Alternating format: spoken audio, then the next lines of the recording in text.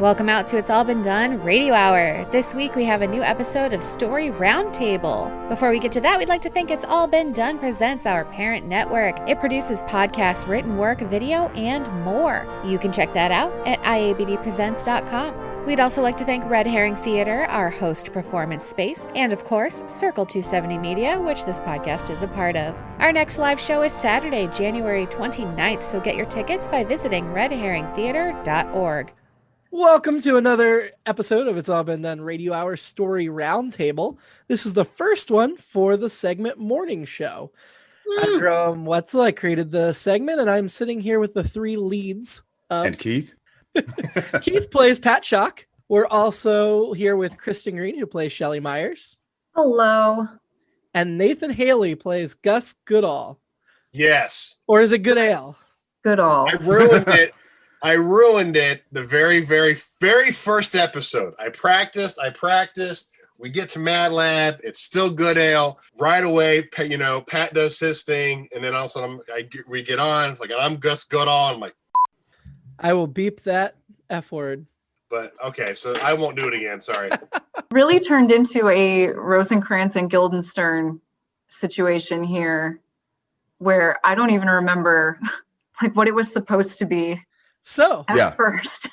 Funny story, because I pulled up the original audition email I sent out this morning. I sent out, long ago when we cast Morning Show, and the original audition packet says Goodall, which we then changed to Goodale in the script. And then after he said it the first time? Because I messed something up. I remember I practiced one and I ruined it.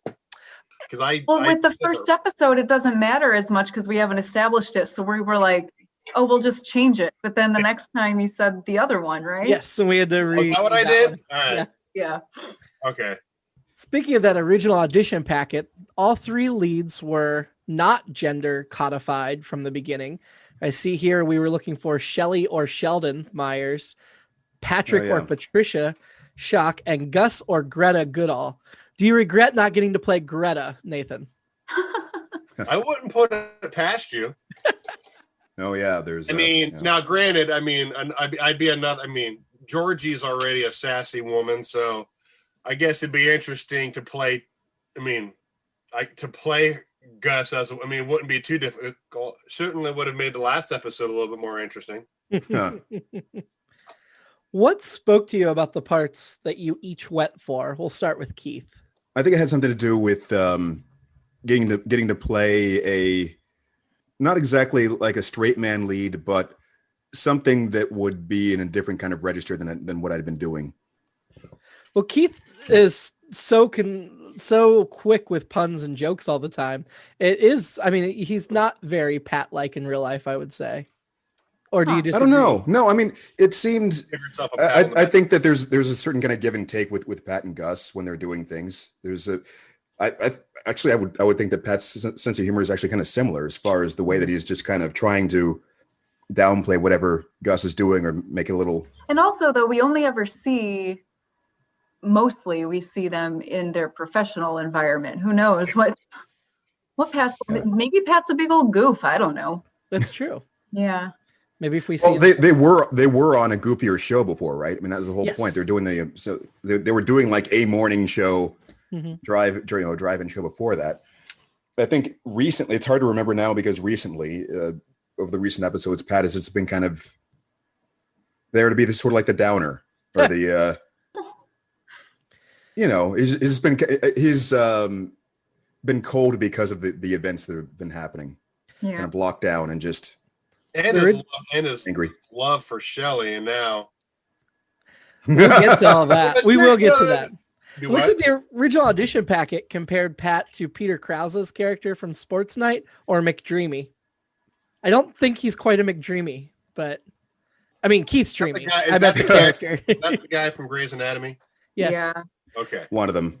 Looking at Shelley's audition packet, it compared her to Liz Lemon or Dana from Sports Night. So there was definitely some Sports Night going around. Felicity Huffman's character. Kristin, what spoke to you about the part? I liked Dana from Sports Night when that show was on the air. So I think that was probably why I auditioned for that specific part, even though technically anyone could have auditioned for any one of them. So I remember going back and looking up sports night clips, and just to remember like what her rhythms and what her tone was. And it just, I don't know. I don't think I'm as serious as Shelley, but I think there's something about her that is very close to me. Like when I'm working, I guess I'm very like down to business and I want to be as efficient as possible. And I just thought it was a part I could do. For me, that's usually the thing. Even if I think a part is interesting, if I don't think I'm going to do it a good job, then I'm not going to audition for it. I'm going to go for the one that I think is more in my wheelhouse and that I can do the most justice to. Another thing, not specifically about Shelley, but I knew I definitely wanted to be in this segment, is because I love Aaron Sorkin. And I was so excited that we were going to be doing a segment in this style. Yeah, I hesitated to mention Aaron Sorkin because I certainly don't want to be compared. Sorry. No, you're fine. I mean, it was certainly part of the discussions when we started this segment, but yeah. I cannot write as well as Aaron Sorkin's little finger. So and you guys have different styles, and I don't think we're like trying to mimic any of his things, but we're definitely inspired by him. I know you like him, and I know that I do. So I seeing those influences in there. Nathan, Gus, why?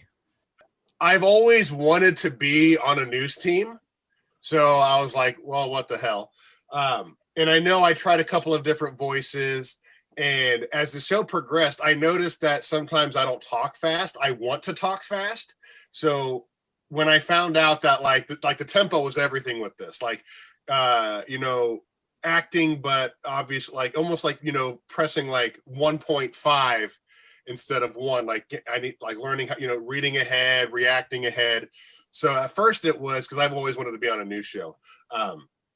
And second was I wanted to learn how to read ahead faster, enunciate faster, and work on that kind of style of acting, because it's easy to like try to make your lines worthwhile and meaningful when you can spread it out. But when you have to like go, going off of somebody, I don't do that very well. So so I like that.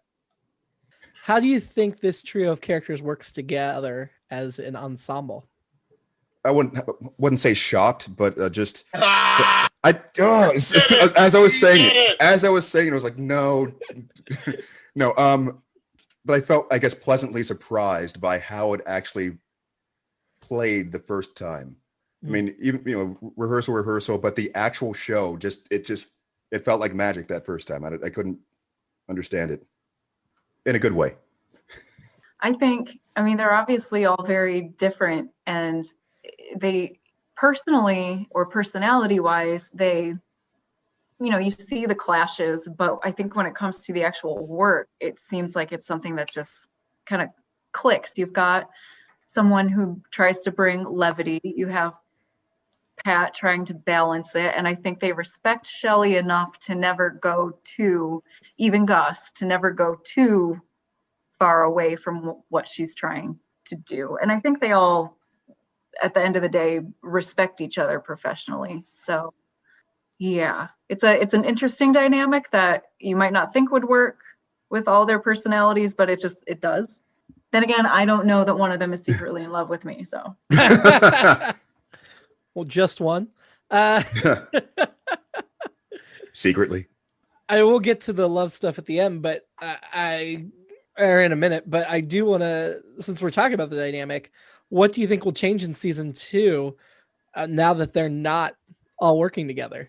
How will that change the show or unbalance it? Maybe. I think it's going to get them more into their personal connections, I guess.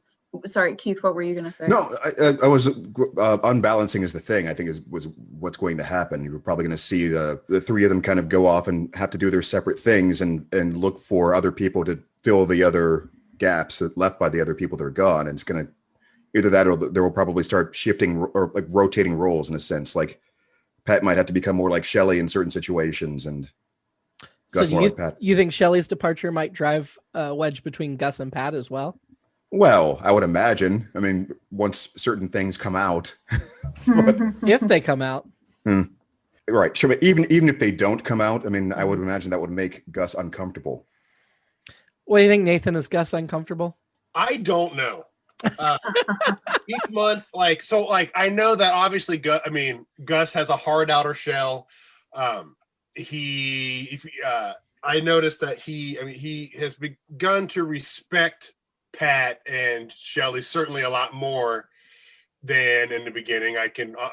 I would say, especially, this last episode, Gus starts to open up a little bit, and he finally does, and that he is beginning to care about them, and that he respects Shelley, which in the beginning, I don't know if Gus was thinking this was just like a stepping stone to a better career, but now I think that Gus sees them as a family. Now, granted, there really hasn't been an episode where we don't know, obviously the characters really their background. We don't know who, where does Pat really come from? Where does Shelley? Where does Gus? We don't really know that.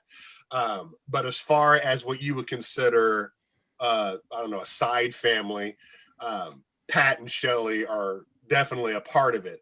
So, and then obviously what happens at the end of season 1, I don't know if Gus will. Part of me thinks that Gus would just tell Pat just to get it out, because obviously Gus does not like drama. So I would imagine Gus would want to tell Pat, but maybe he'll want to keep it to himself just so he doesn't hurt Pat, especially through this transition, because it's obvious that, if Shelley's gone, Pat's going to be the next leader. I don't think Gus would want the responsibility of doing what Shelley does. Well, since you say it, Pat might feel obligated to overcompensate for Shelley's absence to, maybe prove something. Like, we can do this without you. Yeah. Let's go. I would think that Gus wouldn't have the filter to hold it back for very long. Yes. There's that, although that could also be a character arc if you say that this is bothering him so much or he's so worried about damaging the relationship that's something that he can keep to himself. What did each of you think about the Gus Shelley hookup? Because obviously the Pat and Shelley were the pair. I assume audiences would have do the will they won't they thing, but we went in a different direction. I just want Kristin to be aware that whenever Jimmy has a spark of interest with me with another female character in a love situation, the female will die. So I'm not saying that this is Kristin's last season, but I am saying that whenever it seems to happen, bam. I've only written 3 episodes of season 2, but I can tell you right now, there aren't currently any plans to kill Shelley. I would hope not, but... And then Pat and Gus just do their comedy show, and that's the thing. Everyone lives happily ever after. That was just something they talk about every now and then. Remember when we used to do that news show sometimes? What was that girl's name? Man. So about that scene, first of all, I need to say that I was confused when I first blew past it, because I don't like to. I know this is going to sound funny, but I don't like to read pages that my character isn't on, because I kind of like to be surprised as it's coming up as you're reading it. Egotistical, and you're only caring about your own page. Well, no, Keith's the opposite of that. I'm usually trying to just, at the last minute, often go through, find my parts, think about what I'm going to do, and then just, for the sake of efficiency and for surprise, just let it unfold and see what's going to happen. So I saw that scene, and my first thought, or I glimpsed it, and I thought Gus was a different character. In my head, I was confusing Gus, the name, with Brooks. Yes, Brooks, and I thought, and it was kind of been logical. Yeah, I mean that's just it. I was like, that I don't like that, but I mean it's I kind of get it from the way things have been going. And when I realized what was really happening, I was just like, no, just. Definitely would not have thrown as much of a wrench into the whole dynamic. Yeah, it's those betrayal type scenes. You know, when I'm watching something, perspective that it's not even whether or not you like the two characters individually, whether you think they're attractive or romantic interests, whatever. It's just you realize that creates that drama and that tension, and some people like that, and it works sometimes too. It's just for me, I just like, oh, okay, now we have to get past this thing. I mean, is it a betrayal? Pat had every opportunity to go for it, and he didn't. No, I'm not saying that from objectively, from the audience's standpoint. Yeah, I know the way the characters are probably going to feel about it, though. So maybe I felt great about it. Kristin helped write the dialogue for that scene because it was something I definitely wanted to do with the characters, but I also found it awkward and hard to make it work. Interesting. So I wrote a draft, sent to Kristin, and said, "Here, fix this." And she did. I didn't change very much though. It was just, I don't even remember, but it was just a couple little lines to. I think you were concerned with making sure it definitely felt like a mutual thing. Yeah, that was the thing. It seemed at first, I think the big thing, there were a couple lines that I added, but I think to me the most important one was having Shelley say, after Gus says, "It seems like you don't want me to leave," I added, "It seems like you don't want to go," or "It seems like you want to stay." Right. Because otherwise, until then, it just seemed like Gus was maybe like, "I'm uncomfortable, but I don't want to leave you this way." And when I read that, I'm like, well, I'm wondering if season 2, like, has Gus liked Shelley the whole time, but because he respects Pat, I mean, in his own way, obviously the whole, outer shell thing, but I'm like, well, now I'm wondering, well, has Gus liked her the whole time? And in his own little way, his sarcasm is a way to repress his respect for Pat and being like, do I, betray my friend, and do I trust my heart? I don't want to say Gus just sees Shelley as an object and was like, hey, maybe she's a good lay, but I honestly don't know. But when I read that, I'm like, oh, maybe he does have feelings for her and he just can't hold him back anymore. Because I don't think he drank as much as Shelley did. And I obviously don't know how big Gus is in real life. If Gus is me in real life, it takes a lot to get him drunk and to say things he doesn't mean. But Gus could be normal height and it just takes 4 or 5 beers. So I don't know if Gus was inebriated like Shelley was, or if he knew exactly what was going on and he just was like, you know what, kind of to hell with Pat for the next hour or whatever. I'm going to go with what I feel. Yeah. I can confirm Gus was sober. He was out walking around in the freezing cold. Well, I have walked many a times outside drunk.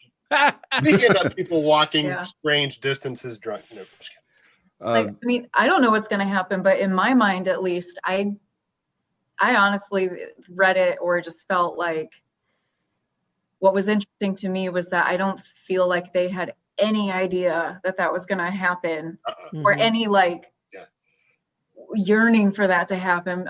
And then it just did. And that isn't to say that one or both of them might not have feelings or realize that maybe a source of their friction was actually some sort of chemistry. But I just think it's really interesting that, in my opinion, this isn't something that we hinted at or that anyone would have seen coming. Yeah, I mean, have either any of the three of you read any of the scripts for season 2 yet? What do you mean? Have not. Okay. Well, no. Is that possible? It is, because the scripts, whenever I write scripts, I immediately put them up on the Trello board so cast can look at them if they would like to. But no, that's good, because then you don't have any idea of what's going in to the next season. I haven't read the scripts, but you were in story meetings. Yeah. I'm in story meetings, so I wasn't surprised by this development. In fact, I don't remember whose idea it first was, but I do remember talking about it and helping develop what this would be like. So it wasn't a surprise.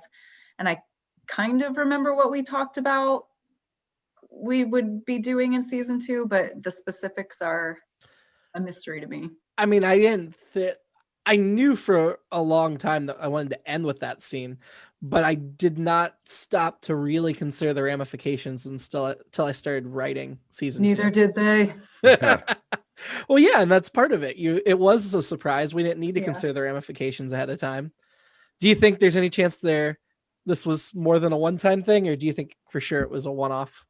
there's two ways to approach that, and since I'm not gonna. It's no secret that I don't ever read ahead. I just found out that you could read ahead. The past few months, I've just started actually reading my script before performing it. I got as your director, how dare you? As the producer, how dare you? Well, I'm a firm, but sometimes if I sight read, I know that I'll give a better performance than because if I, especially with another character, because if I worry about it, the line won't come out as natural.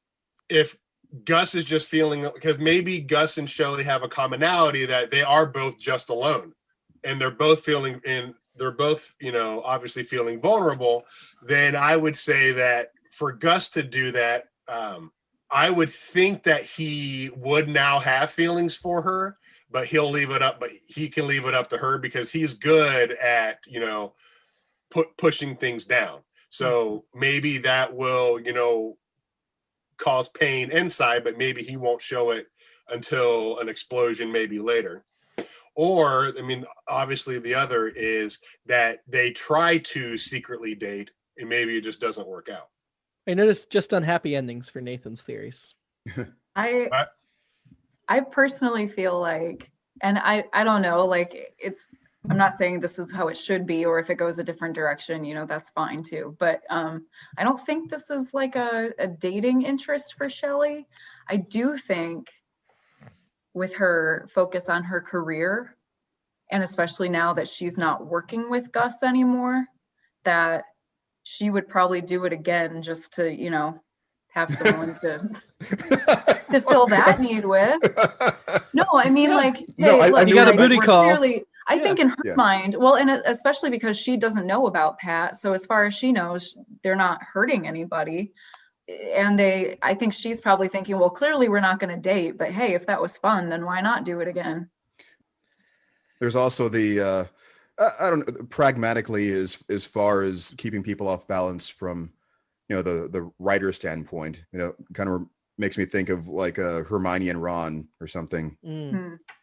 It's just like, okay, screw the audience. I want to do this just to make you what? Yeah.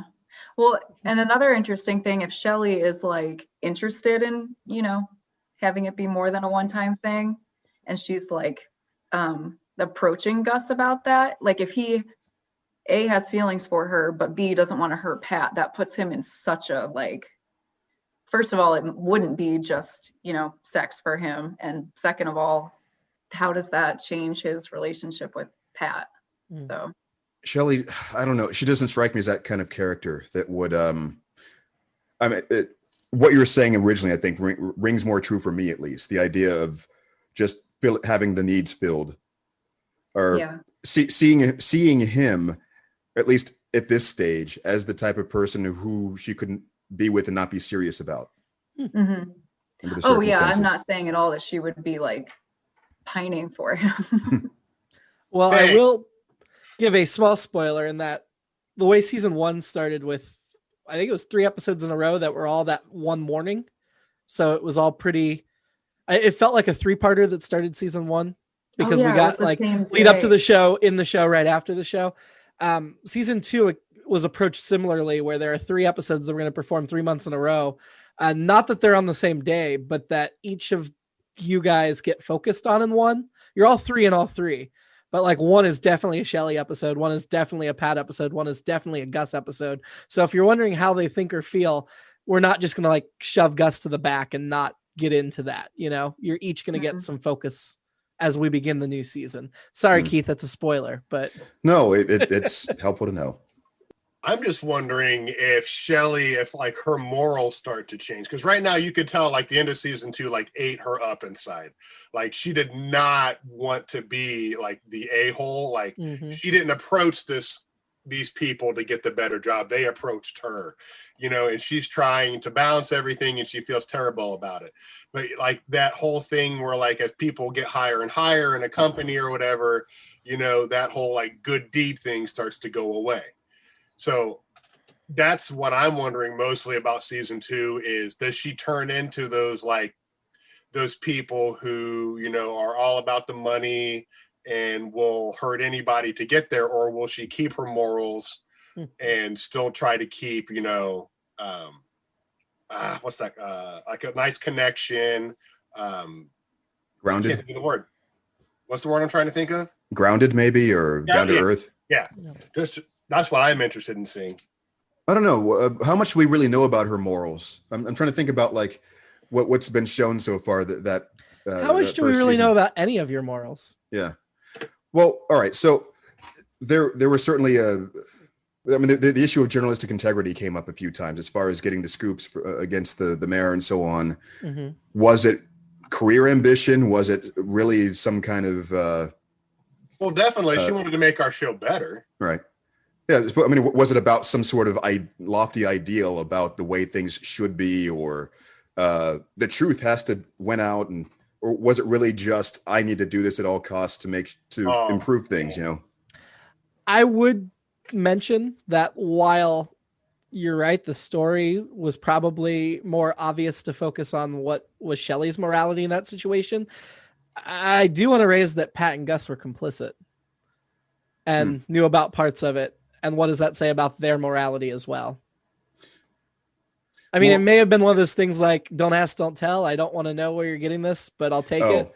But at the same time, like, we never saw Pat say, hey, is everything on the up and up? Or is this going well? Or Gus either. Well, I guess that wasn't the aspect I was trying to focus on. Morality may have been the wrong word, but I guess maybe driving motive. Gotcha. For doing things. Gotcha. So we've talked a lot about the characters, their relationships, which I think makes sense because I feel like that's the driving force, even though this is on its surface a politics and talky segment.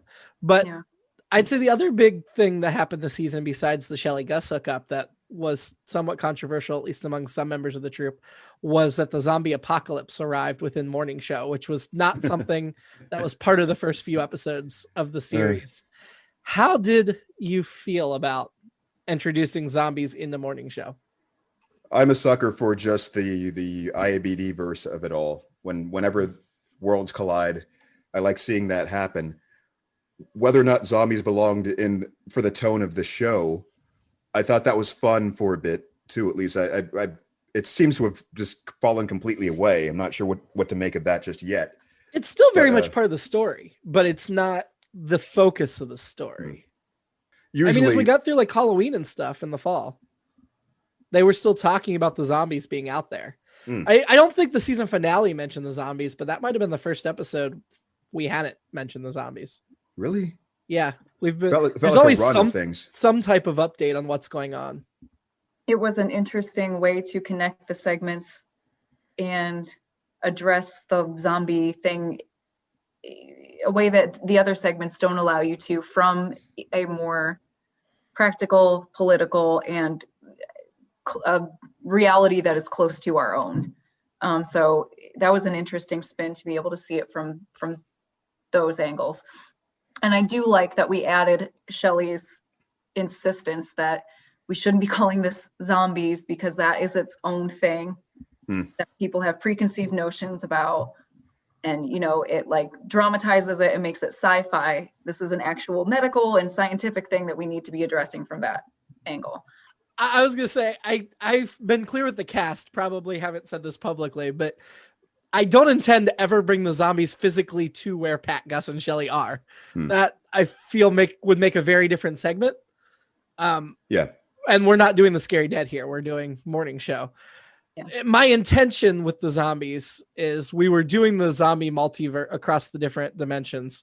And I was starting to feel already, as I was thinking about Morning Show scripts, like that I was going to be running a risk very quickly of commenting on actual people and events, whether it be Trump or the ban on immigrants or things that were happening in real life. And so to me, I saw the zombie as a way to take kind of an off-ramp out of our reality into a parallel reality that has the same rules of our reality, but now we can use them as metaphors for whatever. Like we can say we're building the wall with Mexico, but it's not because we're racist and we're trying to keep Latinos out. It's because there's zombies down in Mexico, but we caused the zombies. And that what's kind of lets us talk about the problems we caused in other countries without saying, hey, in this date that America went in and did this. So I guess that was my point of it, was use that as a way, the same way, like, or in a similar manner that Gene Roddenberry tried to do with Star Trek, and talk about race and society and culture with aliens instead of with the actual people. My thinking was, let me talk about the political issues that we wanted to talk about in this segment, but give cover so we're not just talking about the people that are currently in DC and their choices. So let's just, to kind of end things, what's one thing Morning Show hasn't touched upon yet, politics or otherwise, that you'd like to see Morning Show make some sort of commentary on in the future? This isn't political or commentary, but I'd like to get to know them a little bit more personally. Like backstories, what they're like outside of work, and just who they are as people, and like get to know and then also that'll like flesh out their relationships with each other. So, I mean, but one season in, you don't necessarily see all that, but I'd like to. Yeah. Maybe some of the technical aspects of what's happening there behind the scenes. I'm not sure what the death of radio and how that would play into this world would if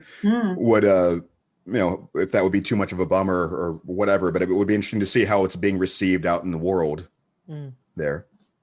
The first thing I was thinking of was sort of their background stories, and I'm starting to think, well, I don't know if that extends the seasons too long. But that definitely would be an interesting aspect, just especially from Gus's point of view, just to see, like, why they are the way they, like, I don't even know how old they are. I really don't. I don't know if we're all in our late 30s, early 40s. I have no idea. Like, sometimes we talk, I mean, our conversations are more professional. Are we, I don't want to say middle-aged, but are we older or why not? I'm just trying to say, like, I have no idea. So it's hard to figure out, like, is it a background story on like a 28-year-old? Is it a background story on a 50-year-old? I just have no idea. On your wiki page, it said Gus did make fun of a 26-year-old for being very young, but was he being serious or was he being ironic? Could have been cognitive or developmental. Yeah. I don't know if Gus would know that, but he might know that. Gus could have been in education before. Who knows? Oh, I thought of to illustrate something that we were debating earlier. I mean, maybe it would be interesting to see what the show used to be like before Shelley. Well, Morning Show didn't exist before Shelley. But I mean their previous project. Yes. Do your research. Yes. And Pat worked with Shelley on something before Morning Show as well. We mentioned they had some backstory. Yeah, it's the little details. The Wikipedia. Nate, do you remember this? Like, you darn well know I don't remember this. The Morning Show remember wiki the character's name. The Morning Show wiki is completely built out. So if you're curious about anything that was ever mentioned about your character, you can go to the Radio Hour wiki and check Morning Show. It's all there with documentation of what episodes and everything. Yeah, I love this segment. It's a small cast segment, whereas some of ours have much larger casts. It's more focused, and I like the politics, and I like getting to let my angry liberal side come out through Shelley, because when she rants and gets real passionate, that's just me. So that's one thing I didn't think about. Like, what will our producer do? You'll have to have a new producer. No, the owner, whoever, Brooks. Yeah. See, names are hard. Yeah, like Ryan's character, like, what will he do? Because he could very well say, well, the show's not getting the ratings it once did, we're done. Or, like, I didn't even think about that until your little ramble. Okay, that'd be interesting. Well, Morning Show will be back in the live shows as of February 2021, and it's going to do at least 3 performances in a row. So come back, listen to the podcast, and there's more Morning Show coming soon. Only took a 1-month break between seasons 1 and 2. You can't drag that cliffhanger out too long. I would love to. I should have made it 6 months. People do it all the time, unfortunately. Well, thank you all, and enjoy the show. It's All Been Done Radio Hour number 333, Story Roundtable number 8, Morning Show Season 1. Don't forget to support us at patreon.com/IABD. A mere $2 donation gets you access to past live streaming shows, as well as exclusive bloopers and video. Have a great week. It's All Been Done presents Who's Got the Time?